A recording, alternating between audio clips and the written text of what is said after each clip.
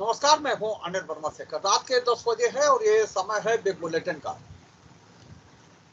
मुख्यमंत्री योगी आदित्यनाथ ने उत्तर प्रदेश के मदरसों की जांच कराने का बड़ा फैसला किया और खास तौर से इस बार उन मदरसों की जांच हो रही है जो अपंजीकृत हैं, जो सरकार से कोई अनुदान नहीं लेते हैं और बिना किसी सरकारी अनुदान के सालों से चल रहे हैं, कोई हिसाब किताब नहीं देते हैं, उनकी गतिविधियों की कोई जानकारी नहीं रहती है। ऐसे मदरसों की जांच की जा रही है। उत्तर प्रदेश में 10 अक्टूबर तक ऐसे मदरसों की जांच की रिपोर्ट तैयार होनी है। 10 अक्टूबर अंतिम तारीख है और इस जांच को लेकर के कई बार जो जमाते इस्लामी है उसकी बैठकें हो चुकी हैं, दारुल उलूम में बैठक हो चुकी है और जो प्रक्रिया है जांच की वो ये है, एक प्रश्नावली बनाई गई है और प्रश्नावली के जवाब लिए जाते हैं। जो मदरसा का संचालक है उससे उन प्रश्नों के जवाब मांगे जाते हैं। एक कमेटी बनी है हर जिले में जो ऐसे पंजीकृत मदरसों की जांच कर रही है जो बिना किसी सरकारी मदद के चल रहे हैं, जो सरकार को कोई अपनी रिपोर्ट नहीं देते हैं, जो सरकार का पाठ्यक्रम है, सरकार कहती है कि जो और आवश्यक पढ़ाई है विज्ञान की, गणित की, वो भी मदरसों में पढ़ाई जाए, उसकी कोई सुनवाई नहीं करते हैं। तो ऐसे मदरसों की जांच शुरू की गई है और ये तथ्य निकाले जा रहे हैं कि जो छात्र वहाँ पढ़ते हैं, दीनी तालीम के लिए जो छात्र आते हैं, वो उनकी जो उच्च शिक्षा है उसका क्या होता है, क्या वो दूसरी जो शिक्षा है उसका अध्ययन कर रहे हैं नहीं कर रहे हैं, दूसरे स्कूलों में उनके प्रवेश हैं कि नहीं, ये सारी चीजें इस जांच में शामिल हुई। और फरीदाबाद में जब जांच शुरू हुई तो बहुत अच्छे नतीजे निकल करके सामने नहीं आए। लगभग 1 दर्जन स्कूलों की, 1 दर्जन मदरसों की जांच हो चुकी है और उनसे जो जवाब मिले हैं उनसे अभी तक जो संबंधित टीम है, संबंधित अधिकारी हैं, उन जवाबों से संतुष्ट नहीं है। अभी एक दिन पहले खेड़ सामू खां में एक मदरसा संचालित है, उसकी जांच के लिए टीम पहुंची है अल्पसंख्यक कल्याण अधिकारी के नेतृत्व में और जब जांच टीम पहुंची तो वो मदरसा बाहर से बंद था, अंदर उसके पढ़ाई हो रही थी। जो मदरसा के संचालक हैं वो वहाँ उपलब्ध नहीं थे। तो मुश्किल किसी तरह से जब बात की गई तो पहले जो अंदर महिला शिक्षक थी उन्होंने पर्दे में होने के का सबूत दे करके जांच टीम के अधिकारियों से बात करने से मना कर दिया। बाद में जब जांच टीम के अधिकारियों ने वहां मोहल्ले के लोगों को इकट्ठा किया तब वो कहीं से चाबी उपलब्ध हुई और फिर जो मदरसे का ताला जो बाहर से बंद था वो खोला गया और पाया ये गया कि वहाँ 65 छात्राएं पंजीकृत हैं, 2 छोटे छोटे कमरे हैं, आवासी हैं, रहती भी वही हैं, पढ़ती भी वही हैं और कई जिलों के हैं, दिल्ली तक की छात्राएं उसमें, दिल्ली तक के बच्चे उसमें अध्ययन कर रहे हैं।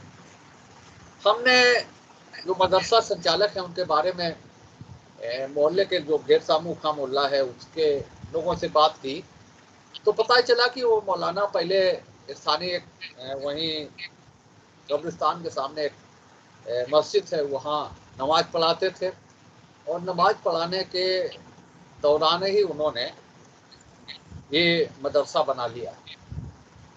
मदरसा बीच में एक बार बंद हुआ, उसके बाद में दूसरी बार ये मदरसा खुला आसपास के लोगों से, जो मोहल्ले के लोग हैं, गेट समूह के लोग, उनसे उनका कोई संपर्क नहीं रहता, लोग कोई उनको जानते नहीं हैं, कोई उनका संपर्क नहीं होता है, वो लोगों से संपर्क भी नहीं करते हैं। और मोहल्ले के लोग बस यही जानकारी दे पाए कि ये मदरसा इसमें बंद हुआ था और उसके बाद में अब चल रहा है, संचालित हो रहा है। तो ये स्थितियां हैं, ये ट्रेलर है। जैसा कहते हैं ना कि एक जो चावल पक रहे हैं उसमें से एक चावल आप निकाल कर देख लें तो पता लग जाता है पूरी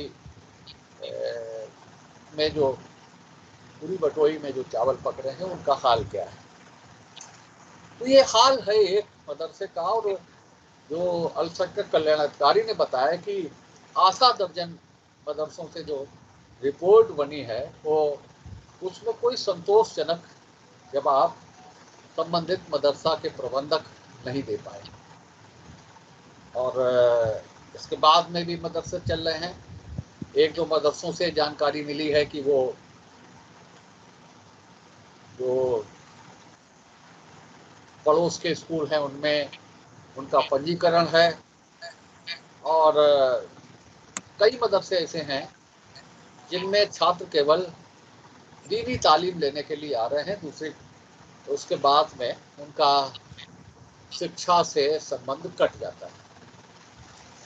तो आज हम इसी विषय पर चर्चा करेंगे कि ये जो स्थितियां निकल करके सामने आ रही हैं, मदरसों की जांच जिस आशय से मुख्यमंत्री ने करवाई और जो जांच की जो दिशाएं अभी तक निकल करके आ रही हैं, जांच की जो स्थितियां निकल करके आ रही हैं, उसकी क्या संकेत माने गए। जो मदरसों पर बदनामी का टप्पा लगा है उसे दूर करने के लिए मदरसा संचालक कोई प्रयास नहीं कर रहे हैं। और ले दे करके जो हकीकत है वो सामने आ रही है। जो अपंजीकृत मदरसे हैं वो ना तो सरकार से कोई मदद ले रहे हैं और ना सरकार से मदद लेने का उनका कोई इरादा है। फिर कैसे संचालित हो रहे हैं, कहाँ से उनकी फंडिंग हो रही है, कहाँ से उसमें बच्चे पढ़ने के लिए आ रहे हैं और दूर दराज से बच्चे वहाँ पढ़ने के लिए क्यों आ रहे हैं। तो ये सारे विषय हैं जिन पर आज हम चर्चा करेंगे, आज की इस बहस में, आज की इस डिबेट में। और ये इस नतीजे पर पहुंचने का प्रयास करेंगे कि क्या सरकार का ये प्रयास उन बच्चों के भविष्य के साथ जुड़ा है जिन्हें दीनी तालीम के नाम पर इन अपंजीकृत मदरसों में बुला लिया जाता है और उसके बाद में आधी अधूरी शिक्षा कर देने के बाद में उन्हें सड़क पर भटकने के लिए छोड़ दिया जाता है। ऐसे छात्र जो इन मदरसों में जाते हैं वो कहीं हाफिज बन जाते हैं, तो कहीं किसी मदरसे में नमाज पढ़ा दी या छोटे छोटे पूरे जलसों में कहीं नात पढ़ दी, तो कहीं कोई जो लाइन है, जो उनका भविष्य है ऐसे छात्रों का, वो इन मदरसों की शिक्षा की वजह से सिमट कर रह जाता है। इन्हीं सारी बिंदुओं पर आज हम चर्चा करेंगे कि क्या कितना उपयोगी हो रहा है अभी तक की ये मुख्यमंत्री का फैसला और जो नतीजे सामने आ रहे हैं। उसके बाद में भी जो मदरसा संचालक है वो सुधर क्यों नहीं रहे हैं, उनकी वो क्यों नहीं ये बता रहे हैं कि उनके यहाँ गतिविधियाँ क्या होती हैं, फंड्स कहाँ से आते हैं और बिना सरकारी मदद के मदरसा चलाने का उनका क्या उद्देश्य क्या है, क्यों उस तरह के बिना सरकारी मदद के, बिना सरकारी हस्तक्षेप के वो सरकारी दखल चाहते नहीं है अपने मदरसों में और चला रहे हैं मदरसों में। इन्हीं सारे बिंदुओं पर चर्चा करेंगे। एक मदरसे की तस्वीर हमने आपके सामने रखी है कि किस तरह से 2 कमरों में 65 बच्चों की तालीम, उसी में रहना, उसी में सोना, उसी में पढ़ना, उसी में खाना, सारी व्यवस्थाएं। तो क्या है इन बच्चों का भविष्य और इन बच्चों के भविष्य के बारे में अगर योगी आदित्यनाथ ने सोचा है तो क्या गलत सोचा है और क्यों नहीं ये मदरसा संचालक इस पूरी जांच में सहयोग कर रहे हैं या अपने को बदलने का फैसला क्यों नहीं कर रहे हैं। आज भारतीय जनता पार्टी से भाजपा के नगर अध्यक्ष विकास पांडे हैं, परिचय आपका करा दें। और श्रीमती श्वेता वर्मा है महिला मोर्चा की उपाध्यक्ष, कांग्रेस से वरुण त्रिपाठी हैं, और विवेक नारायण मिश्रा जी कन्नौज से प्रदेश कांग्रेस कमेटी के सदस्य, और आम आदमी पार्टी से ध्रुव राजपूत। ये पैनल है आज का। और एक सार्थक प्रयास के लिए आज हम निकले हैं कि क्या मुख्यमंत्री का ये फैसला सही लाइन में जा रहा है, और जो जिन बच्चों का भविष्य केवल कुछ शिक्षा में सीमित कर रह गया, वो हाफिज और इससे ज़्यादा कुछ बढ़ नहीं पाते हैं, तो क्या ये फैसला उन बच्चों के भविष्य में कोई सुधार ला सकेगा? विकास पांडे से शुरुआत करते हैं आज की इस बहस का, और जानना चाहते हैं कि ये जो बिंदु उभर करके आए हैं अभी तक की जांच से, उसके क्या संकेत माने जाएं, और क्या मुख्यमंत्री का फैसला वाकई सही है, और इसकी जो आलोचना हो रही थी, इसका विरोध जो शुरू हुआ था, उसके क्या मायने थे, और अब जो जांच रिपोर्ट्स अभी तक सामने आ रही हैं, क्या वो दोनों में कोई साम्यता है, और अगर बच्चों के भविष्य के बारे में मुख्यमंत्री ने सोचा है तो इसमें गलत क्या है? दिखा दो। बहुत बहुत धन्यवाद आप सभी का। सबसे पहले तो मैं से शुरू करूंगा। या देवी सर्वभूतेषु विद्या रूपेण संस्थिता नमस्तस्यै नमस्तस्यै नमस्तस्यै नमो। मुझे लगता है कि जिस तरीके से हमारी सरकार की मंशा रहती है कि जो जड़ की समस्याएं हैं, जो जड़ से जुड़ी हुई समस्याएं हैं, उन पर हम काम करने का प्रयास करते हैं, उसी का नमूना मात्र है। इसमें कोई विषय नहीं है, ये विषय केवल एक नमूना मात्र है। और ये फर्रुखाबाद के जिस मदरसे की आपने बात की है, ये एक उदाहरण है, बिजनौर के मदरसे उदाहरण है, आजमगढ़ के मदरसे उदाहरण है, लखनऊ के मदरसे उदाहरण है। एक जगह नहीं, ऐसा कोई जनपद नहीं है जहां जांच हो रही है और मदरसों में इस तरीके की अनियमितताएं नहीं मिल रही हैं। ये शिक्षा के नाम पर लोगों की शिक्षा के साथ ही खिलवाड़ कर रहे हैं, उनके भविष्य के साथ कर रहे हैं। आपकी जानकारी के लिए बता दूं कि जो शिक्षा की दर है स्पेशली मुस्लिम महिलाओं में, वो मुझे लगता है कि दुनिया में किसी भी जाति वर्ग से जोड़ के देखा जाए तो सबसे कम है मुस्लिम महिलाओं में शिक्षा की दर। और हैरत की बात है कि जब इस तरीके के मदरसे जो मुख्य शिक्षा से तो उनका कोई लेने देना नहीं है, अब जहां तक मेरी जानकारी है कि वहां की शिक्षकों से जब ये बात की गई कि आपकी क्वालिफिकेशन क्या है, तो वो क्वालिफिकेशन तक बताने में ऐतराज कर रही थी। आखिर ये विषय कहां से आता है? ऐसी छोटी छोटी चीजें एक दिन बड़ा पहाड़ बन करके हमारे सबके सामने आती हैं। और मुझे लगता है कि माननीय योगी आदित्यनाथ जी की इस पहल को सकारात्मक दृष्टिकोण से देखना चाहिए, इसमें नकारात्मकता है ही नहीं।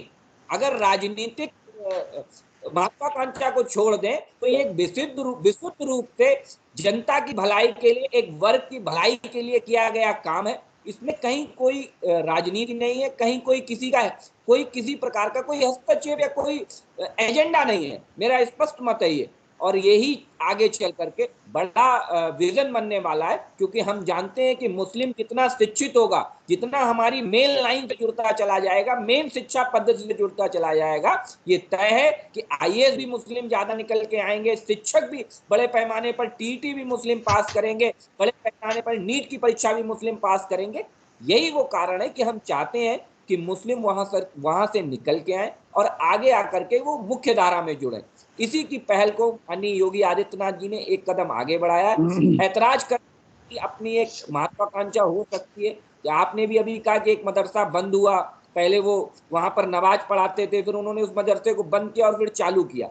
बड़ा सवाल यहाँ पर यह भी आता है कि मदरसों को चालू करने के लिए, मदरसों को चलाने के लिए फंड है, ऐसे ही हॉस्पिटल भी चलाने के लिए फंड लेके आए।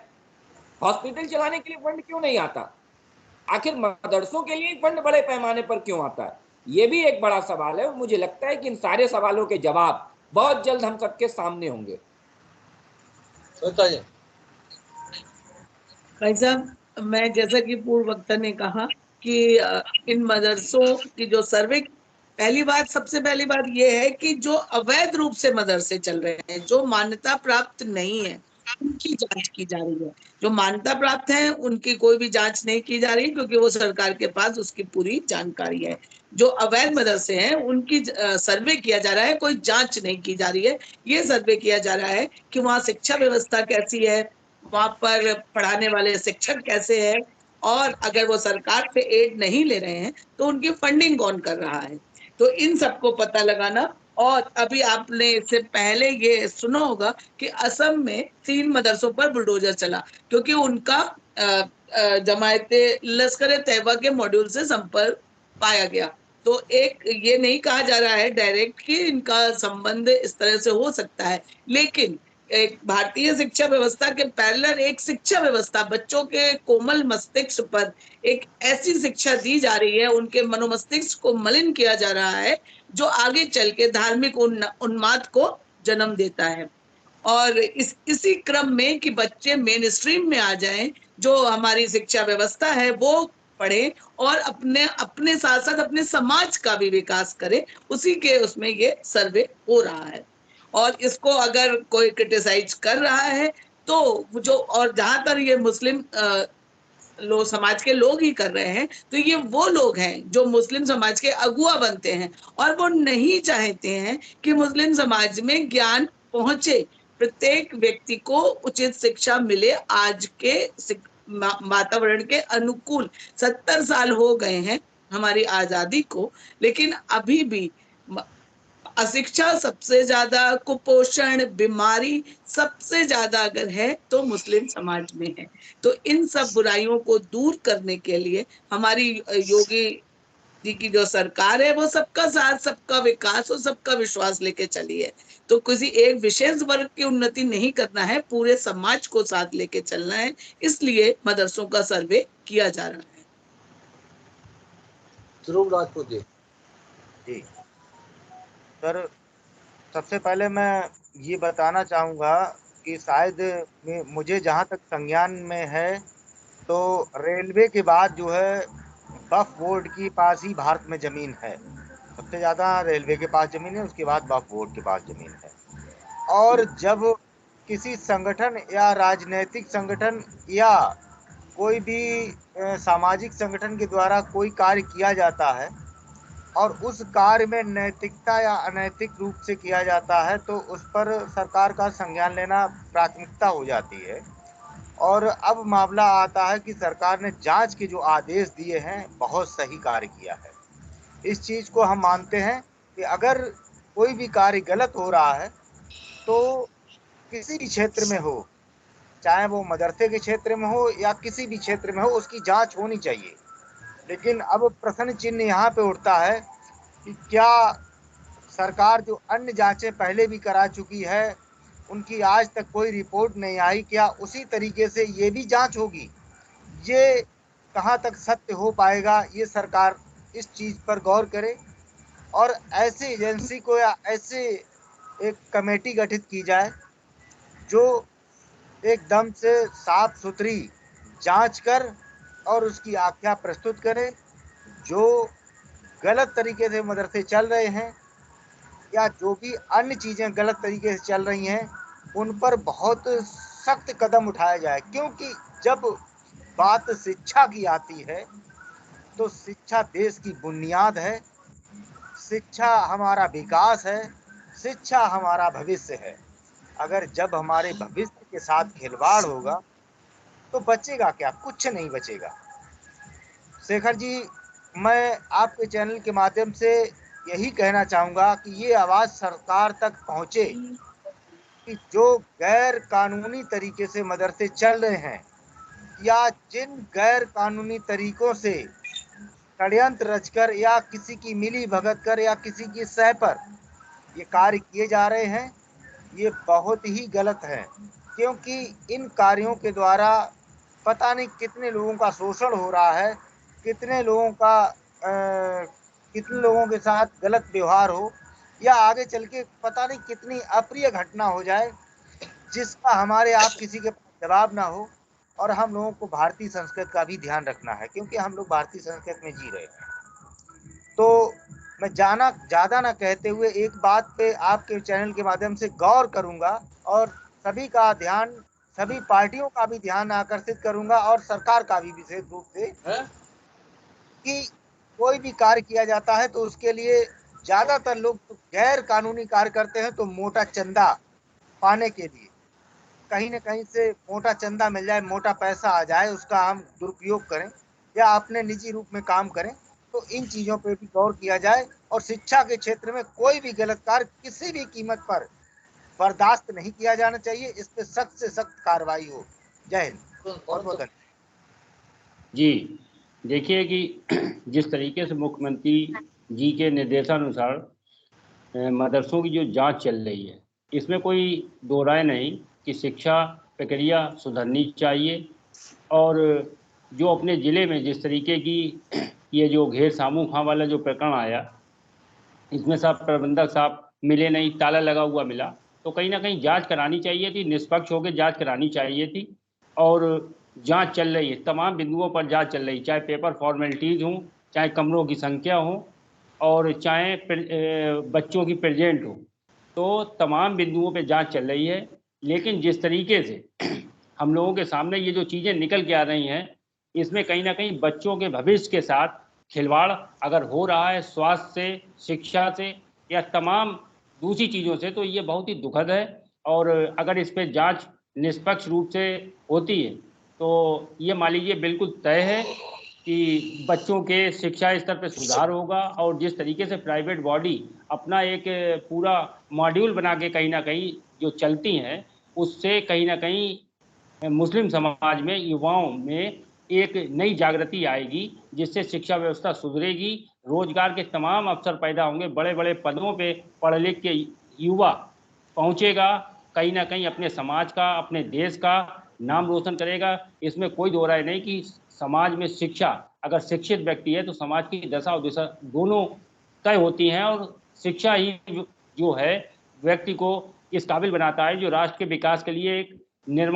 अच्छे निर्माण करता है। तो कहीं ना कहीं ये सही है और जांच होनी चाहिए, अगर अवैध है तो उस पर कार्रवाई होनी चाहिए। विवेक जी। जी, सार्थक विषय है और सार्थक बहस की जो आपने बात कही वो होनी चाहिए, क्योंकि ये विषय बच्चों के भविष्य से जुड़ा हुआ है। चाहे वो बच्चे मदरसे में पढ़ते हों या प्राथमिक विद्यालयों में पढ़ते हों या प्राइवेट स्कूलों में पढ़ते हों, बच्चे किसी भी देश का सबसे बड़ा विकास संसाधन होते हैं ये। और अगर बच्चों के भविष्य के साथ कोई भी संस्थान खिलवाड़ कर रहा है तो सरकार को इस तरह की जांच कराने का अधिकार है। और ये तो बात बिल्कुल, इसमें तो कोई दो राय नहीं है कि दीनी तालीम के नाम पे कई चीज़ें जो हैं वो उन्हें सही नहीं कहा जा सकता है।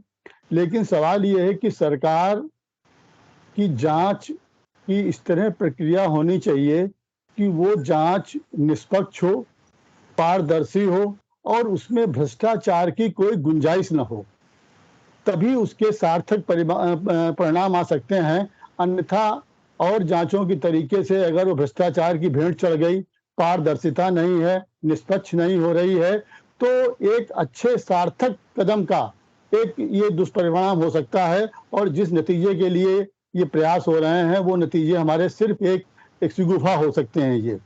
और रही बात सरकार, तो ये अधिकार सरकार को है कि कोई भी चीज जो अवैध है, चाहे वो मदरसे हो, चाहे नर्सिंग होम हो, चाहे कोई चीज अवैध हो, सक्षम कानून हमारे पास देश में मौजूद हैं, प्रदेश में मौजूद हैं, और उन सक्षम कानूनों का सही तरीके से क्रियान्वयन हो, जिसमें किसी तरह की भ्रष्टाचार की गुंजाइश न हो, तो उनको होना चाहिए। इसमें किसी भी देश के जागरूक नागरिक का, चाहे वो किसी वर्ग का हो, उसकी दो राय नहीं हो सकती हैं कि ये हो, अवैध कोई चीज है वो नहीं रहनी चाहिए ये। और बस सबसे बड़ा सवाल ये है कि ये जो जांच हो रही है, इस जांच कोई तैयारी उतनी जो होनी चाहिए थी, उस तैयारी में कुछ कमी रह गई। आज सरकार अगर चाहती, ये लगता है कि ये सरकार पूरी अफसरों के ऊपर चल रही है, कोई भी इनका मंत्री सक्षम नहीं है जो उसकी अधिकारियों को जो ड्राफ्ट करते हैं वो किसी भी जांच का, उसको कोई सही तरीके से देख पाए और उसमें अपनी राय दे पाए। ये जब ही हो पाता है जब वो मंत्री तो अनुभव वाला हो और जमीन से जुड़ा हुआ हो। आज जिस तरीके से अगर ये जांच हो रही है, इसकी एक प्रश्नावली सारे मदरसों में जाती और उन मदरसों से जवाब लिए जाते लिखित रूप में कि आपके ये फंडिंग कहाँ से हो रही है, कितने बच्चे पढ़ रहे हैं, कितने टीचर हैं, उनकी शिक्षा क्या है, ये सारे जवाब अगर उनसे आप पहले मांग लेते, उसके बाद अगर जांच होती। आप जांच कर रहे हैं, लेकिन आप देखिए उस जांच में कितने क्लू छोटे हुए हैं। भाई साहब, जांच नहीं हो रही है, अभी सर्वे हो रहा है, जो आप बता रहे हैं इसी के लिए सर्वे हो रहा है। अब ये तो वर्मा जी को आप ये वर्मा जी को चैलेंज कर रहे हैं, उनके विषय में क्या लिखा पढ़िए आप उसको, ये वर्मा जी से बात करिए, उनको आप चैलेंज कर रहे हैं। दूसरी बात, नहीं सुनिए, बात सुन लीजिए, हम आप ही की बात कर रहे हैं। ये वर्मा जी का विषय है, उन्होंने जो लिखा, अगर जांच हो रहा या सर्वे हो रहा तो इस सर्वे में बेहतर होता अगर एक क्वेश्चनायर बना के सारे सरकारी विद्यालयों में दी जाती और उसके बाद उनसे लिखित लिया जाता कि ये सब फंडिंग कहाँ से हो रही, बच्चे कितने आ रहे हैं, कहाँ से क्या हो रहा है, और उनसे लिखित लेने के बाद फिर सक्षम अधिकारियों की टीम जाती और जो उनका लिखित जवाब आया था उसके सापेक्ष में जांच करती, तो वो कहीं फंस सकते थे। और अगर ये चीज होती तो इसके नतीजे और बेहतर आते। ये और एक बात और है, अगर सरकार इतनी गंभीर है तो किसी भी चीज के लिए, तो आज जो विद्यालयों मदरसे की बात है या जो निजी स्कूल हैं, उन्होंने जिस तरीके से सरकार का जो एक जियो था 10% से ज्यादा फीस नहीं बढ़ेगी और उसमें बहुत अनाप शनाप वृद्धि कर दी है, लेकिन सरकार असहाय है। हमें लगता है सरकार अगर गंभीर है तो वो मुद्दा भी उतने ही उसमें भी करना चाहिए, और ये मदरसे वाला मुद्दा भी उतना गंभीर है, लेकिन सरकार को पूरी और तैयारी के साथ इस मदरसों की जांच को आगे बढ़ाना चाहिए। ठीक, हाँ बोलिए भाई साहब, सबसे पहले ये जांच नहीं हो रही है अभी। 7 साल से जो मदरसों को मान्यता मिलनी चाहिए वो बंद थी, तो उसी क्रम में मान्यता प्रदान करना और सुचारू रूप से मदरसे चल सके उसके लिए ये सर्वे किया जा रहा है। और आप कह रहे हैं कि वो पहले क्वेश्चनायर बना के देना चाहिए था। भाई साहब, जब मदरसे पता ही नहीं है कि अवैध रूप से कहाँ चल रहे हैं तो क्वेश्चनायर किसको भिजवाएंगे? पहले सर्वे होगा ना, तब पता चलेगा कि कहाँ कहाँ अवैध संचालित है। 35,000 मदरसे अवैध हैं, आपको पता है। अब जो ये गैर सामुका वाला है, इसके लिए जिला अल्पसंख्यक अधिकारी होते हैं। जिला अल्पसंख्यक अधिकारी का कार्य यही होता है कि जनपद में जो मदरसे पूरे हिंदुस्तान के नहीं कर पाएंगे जांच वो, लेकिन अपने जनपद के, अपने ब्लॉक के जो कितने मदरसे चल रहे हैं, इसकी जांच के लिए जिला अल्पसंख्यक अधिकारी होते हैं। और अगर वो अवैध चल रहे थे तो इसमें अधिकारी भी कहीं न कहीं इस कटघरे में होता है। आज देखिए, ये वही सवाल आ गया कि जिस तरीके से अवैध अतिक्रमण को आपने गिराया, क्या उस अवैध अतिक्रमण के लिए केवल वो बनाने वाला जिम्मेदार था? उस समय अधिकारी ने परमिशन दी होगी, उस पर घूस खाई होगी, आपने उन अधिकारियों को छोड़ दिया। लेकिन जिसने अपनी 10 मंजिल की बिल्डिंग बना ली, घूस देने के बाद में अपनी गाड़ी कमाई लगाई, उसको आपने गिरा के वाहवाही लूटी। लेकिन क्या अधिकारी का दोष कोई नहीं था इसमें? सब एक तरफा दोष बनाने वाले का था। आज वही बात है कि आप अधिकारी को दंडित क्यों नहीं करते हैं कि उसके क्षेत्र में अवैध मदरसे पता नहीं लगा सकता वो संचालित करना होना, वो तो बात की बात हो गई। एक अधिकारी की जिम्मेदारी नहीं बनती क्या? सरकार उसको भी सुनिश्चित करे। सरकार की थोड़ी होमवर्क की कमी है, वो होमवर्क करना चाहिए सरकार को। केवल जनता को दोष देना और या जनता को दोष देना या मदरसे वालों को या जिन्होंने अतिक्रमण बना लिया अवैध वही गलती कर रहे हैं, अधिकारी ने कुछ गलती नहीं है, तो ऐसा कुछ नहीं है। जिसने अपनी बहुमंजिल इमारत बनाई है। सुनिए तो भाई, स्थिति यह है कि सारे जिलों में अल्पसंख्यक कल्याण अधिकारी ही नहीं है। विभिन्न अधिकारियों को अल्पसंख्यक कल्याण अधिकारी का चार्ज दिया जाए, तो आप जो मनसा व्यक्त कर रहे हैं कि पता कर लें, जांच कर लें, पहले से पता हो, ये कैसे संभव है? अब अपने यहाँ जब ये जांच का मुद्दा आ गया, तब जो डीपीओ हैं हमारे यहाँ, उन्हें चार्ज दिया गया अल्पसंख्यक कल्याण अधिकारी का। उसके बाद में जांच शुरू हुई। विभिन्न जिलों में अल्पसंख्यक कल्याण अधिकारी है ही नहीं, नियुक्त ही नहीं है, उनकी कमी है अल्पसंख्यक कल्याण अधिकारियों की। जब अधिकारी हमारे पास नहीं है तो हम जांच कैसे करा सकते हैं? ये सरकार की क्षमता है। आज 1 करोड़ पद खाली पड़े हुए हैं, लेकिन सरकार उनको नहीं भर रही है। ये स्थिति देखिए वर्मा जी, ये एक किसी विभाग की नहीं है, जिला उद्योग केंद्र की भी यही हाल स्थिति है। जिला उद्योग केंद्र जो चल रहे हैं और सरकार इतने इतने बड़े सबमिट कर रही है, लेकिन जिला उद्योग जो उपायुक्त हैं उनके, वो एक एक उपायुक्त कई कई जिले देख रहा है, वही स्थिति वहां भी है। तो ये करीब करीब कमोबेश हर विभाग में स्थिति है ये, कि एक अधिकारी 4 जिले देख रहा है। विकास बोल। एक भी सही जांच की है सरकार ने, एक भी सही जांच करके रिपोर्ट नहीं दे पाई सरकार है। जितनी भी जांचें हुई हैं, कोई पेंडिंग में पड़ी हुई है, कोई कहीं पड़ी हुई है। वही तो मैं कह रहा हूँ, जांच नहीं हो रही है, जांच नहीं होगी, मानने कोई तैयार नहीं है। क्या सरकार इसे पूरा कर पाएगी? क्या सरकार इस जांच को भी उसी अन्य फाइलों की तरह ढुलमुल तरीके से पड़ी रहेंगी? वही तो मैं कह रहा हूँ, मैं वही तो बार बार दोहरा रहा हूँ। क्या जो आदेश किया है सरकार ने, क्या अपने आदेश को ऐसी एजेंसी से जांच कराएगी जो वो एजेंसी पूरी रिपोर्ट 100% सत्य, जनता का विश्वास लेकर रिपोर्ट पेश करे?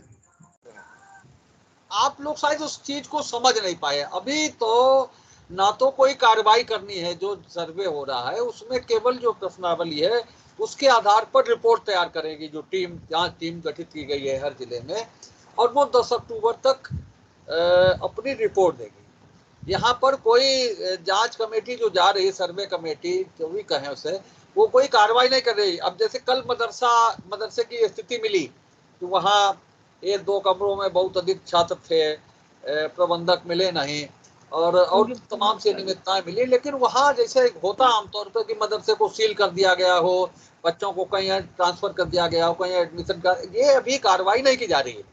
अभी केवल उस प्रश्नावली के आधार पर वो रिपोर्ट तैयार हो रही है, जिसके आधार पर आगे कार्रवाई होगी। हाँ जी विकास जी बोलिए। आवाज नहीं आ रही भैया।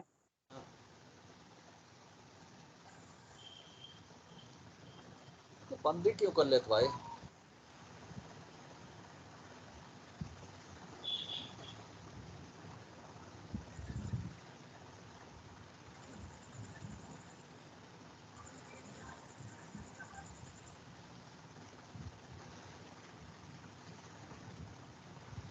चलिए और बोलिए कोई।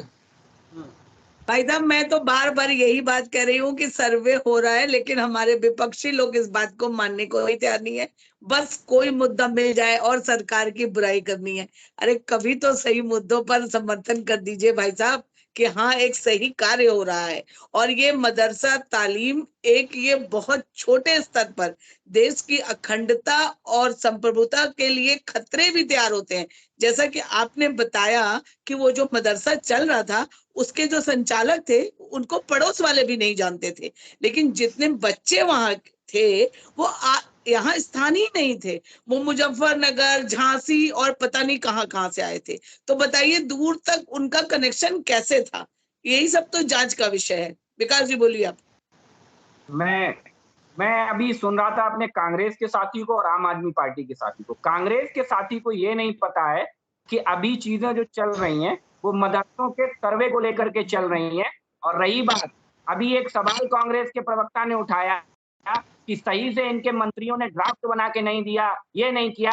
भाई साहब आप भूल जाते हैं कि अगर आपके मंत्रियों ने सही ड्राफ्ट बनाया होता, सही बिल बनाया होता, तो राहुल गांधी को फाड़ने की जरूरत नहीं पड़ती, है ना। और दूसरी बात, अभी जांच का विषय उठाया आम आदमी पार्टी ने। आम आदमी पार्टी शराब नीति पे जो जांच रिपोर्ट आई है उस पर कुछ नहीं कहती है। पूरा सत्र निकल गया, श्रीमान केजरीवाल जी कभी शराब नीति पे कुछ बोले ही नहीं। जब शराब नीति की बात करो तो बस खरीद के ले आए।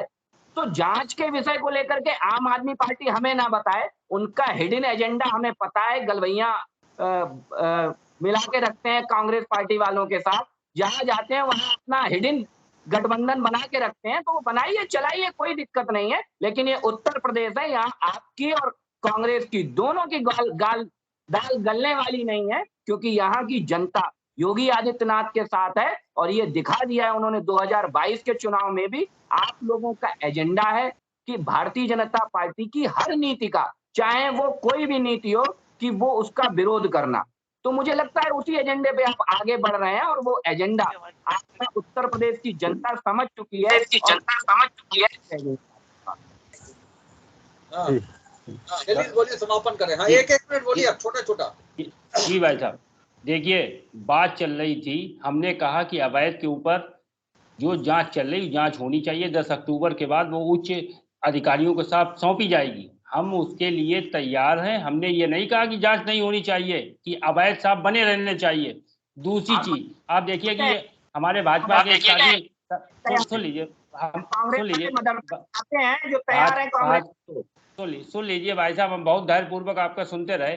बात चल रही थी मदरसों के ऊपर, पहुंच गए साहब राहुल जी के ऊपर। तो बिल्कुल इनके, आप ये देखिए, इनके समझने का आप स्तर समझिए। ये उसी तरीके से पहुंच गए जिस तरीके से माननीय जेपी नड्डा जी ने साउथ में किस तरीके से 1265 करोड़ रुपए का एम्स लगवा दिया था, 95% उसका काम पूरा कर लिया था। और जब धरातल पे पहुंचे तो साफ सब सूपड़ा साफ था। उस पे हमारे भाजपा के साथी बिल्कुल नहीं बोलेंगे। दूसरी चीज, संस्कृत विद्यालयों के ऊपर भी जरा संज्ञान ले ले सरकार। आप कहिए साहब, आप सत्ता में बैठे हुए कितने दिन से उनके वेतन को साहब रोका गया, कितने लंबित उनका वेतन पड़ा हुआ है साहब, उसके ऊपर भी ध्यान दें। ठीक है, एक मिनट, ये दूसरा राउंड है भैया। हाँ जी, देखिए, जिस तरीके से उप मुख्यमंत्री जी ने इतने अस्पतालों के छापे मारे और सब किया, लेकिन आज तक कार्रवाई क्या हुई ये नहीं सामने आई। तो उम्मीद हम करते हैं कि सरकार शायद मदरसों को लेके, या बच्चों के, मदरसों की बात छोड़िए, बच्चों के भविष्य को लेके वास्तव में गंभीर है, तो इसकी रिपोर्ट को सार्वजनिक करेगी और उप मुख्यमंत्री के तरीके से इसको ठंडे बस्ते में न डाल के इस पे कार्रवाई करके सार्वजनिक भी करेगी जनहित में। ठीक है। विवेक जी की बात के साथ आज की इस बहस का समापन कर रहे हैं। आज की बहस में भाग लेने के लिए विकास का, वरुण का, श्वेता जी का, विवेक जी का और ध्रुव राजपूत का बहुत बहुत धन्यवाद। हम कल फिर मिलेंगे अगली बहस को लेकर, अगले विषय को लेकर। तब तक के लिए इजाजत दीजिए। शुभ रात्रि।